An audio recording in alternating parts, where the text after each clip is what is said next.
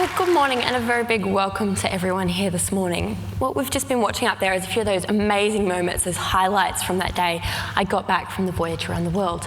But I'm going to take you back from there, back to when I was an 8-year-old and I first started sailing, and introduce myself in a bit of a different way.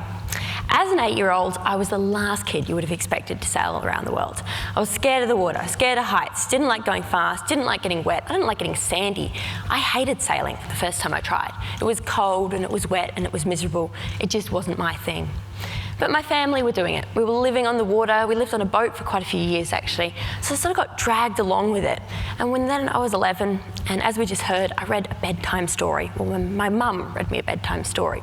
It's quite useful because we can actually blame mum on this whole adventure, this whole idea. And the story that I read, as we heard before from Emily, was about Jesse Martin, this other young guy who sailed around the world. And I really loved this book. I never loved adventure books or stories of that kind. But the thing that struck me about his story was that more than anything, he'd done this incredible thing, sure. He was just this ordinary guy. And it made me think, well, if this is what he's done and he's an ordinary guy, what is it that I can do? The Pacific's a pretty nice place to go sailing. One of the things I did was a little bit of fishing. 23,000 nautical miles around the world, 210 days, and I caught a grand total of 1 fish. Really not a strong point. A bit embarrassing because I was actually trying quite hard. Moving on from there, some beautiful pictures here from the top of the mast. So something quite a lot of sailors will do is to have to go up the rig and check the equipment up there. And it's a really interesting experience because you're climbing up this mast, and even it was such a beautiful, calm day, you can imagine the motion up the top of the mast is really magnified, and you're swinging around like crazy, which is I'm wearing the dorky helmet there to stop myself getting bruised. But by this point, you know, I'd given up the fear of heights and I was really enjoying it up there. On from there, and things got a little tougher as we headed south into the scarier parts of the ocean, the Southern Ocean. These pictures are taken just off Cape Horn. Cape Horn for sailors is this notorious stretch of ocean, this cape, you know, at the bottom of South America that's known for its storms, its icebergs, its shipwrecks. Not a nice place to go for a cruise.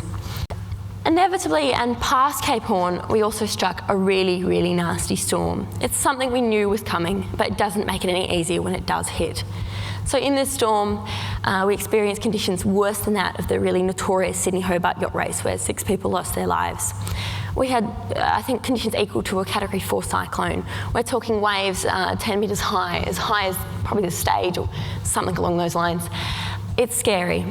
We had 4 knockdowns that night. A knockdown is a sailor's term for when the boat gets rolled upside down. If you can imagine being inside in the boat, we've just had 2 knockdowns. Things are wet, things are shaken up, my nerves are pretty frayed. And you hear in the distance the roar of another wave approaching. This was bigger than the others. You can hear it. It's this really horrible sound of a big tumbling wave, white water, rushing towards you. You hear that, you have time to hold on. You're gripping the boat as it's turned completely 180 degrees upside down. Well, that's happening. My feet are going up the walls and onto the roof. I'm standing there with 1 foot on the roof as we're then chucked like a toy into the trough of the next wave. It's a big wave to do something like that. I'm so glad I didn't see it. And I can't tell you what I'm thinking at the time, and I can't tell you how long we were upside down for, because time does very strange things at moments like that.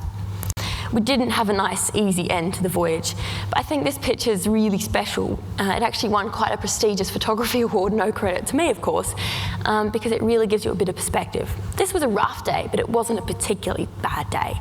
It just goes to show what it was like out there. There's the day I got back, that damned water squirting tug. Got everyone wet. I think they might have thought that I might have been a bit smelly after a time away, so maybe freshen up on the way in. Through that crowd and this incredible welcome home, and as you heard me say it on the video, there was no other way of putting that than just completely overwhelming. I hadn't seen land in months. I hadn't seen another person for that whole time.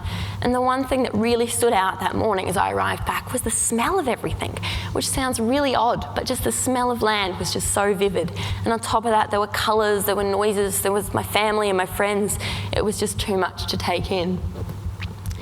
Got there, and this was a really tough moment, believe it or not. As much as it was an incredible moment where I got to step off and I got that hug from Mum and Dad, I also had to step off Pink Lady. You've probably been noticing me say we a lot. I'm not talking about my secret stowaway, good-looking guy. I'm talking about myself and my boat, and that's how it was. We were a team by the end of it, so stepping off was actually something that was quite hard. And it goes to show that what young people can do if you really set your mind to it. That's where I'm going to leave you, thank you very, very much, everyone, for listening, and I'll hand back over to Emily. Thanks.